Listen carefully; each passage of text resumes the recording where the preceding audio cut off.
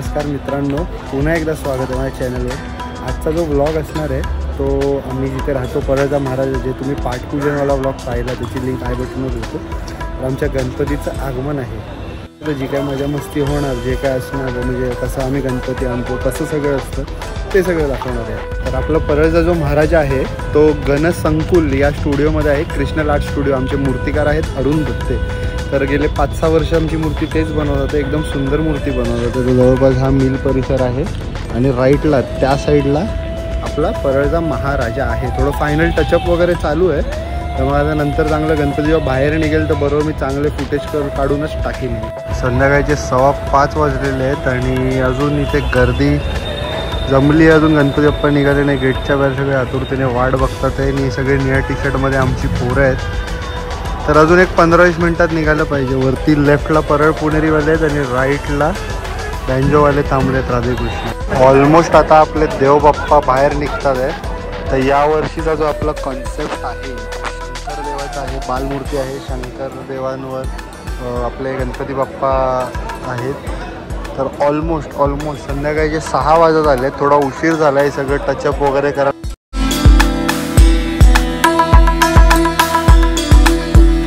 तर बेसिकली काय झालं आहे, हे जे हात आहे ना हे थोडे अडकतात आहे बांबूला। आपली मूर्ती थोडी साईडनी वाईड असल्यामुळे तर थोडं गेले अर्धा तास झाला संघर्ष चालू आहे, पण आता निघणार मूर्ती बाहेर आपली।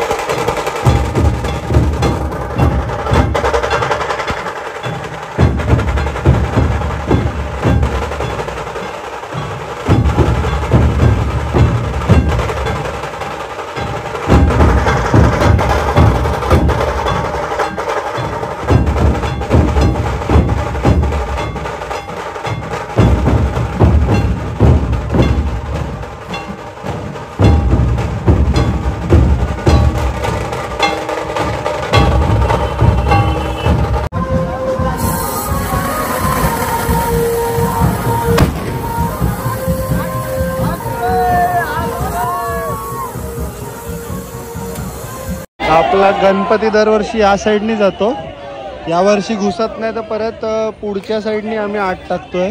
तर हे मुंबई पोलीस आपलं थोडं सहकार्य करतात आहे. थोडं आपले हात आणि हे सगळं बाहेर असल्यामुळे धनुष्य वगैरे इथून या गल्लीतून आत घुसत नाही आहे गणपती. हे आपले बाप्पा पुढच्या साईडने आता आत टाकणार आहे बाप्पांना मंडपाजवळ. तर फायनली आपले बाप्पा आपण पुढच्या साईडने टाकले.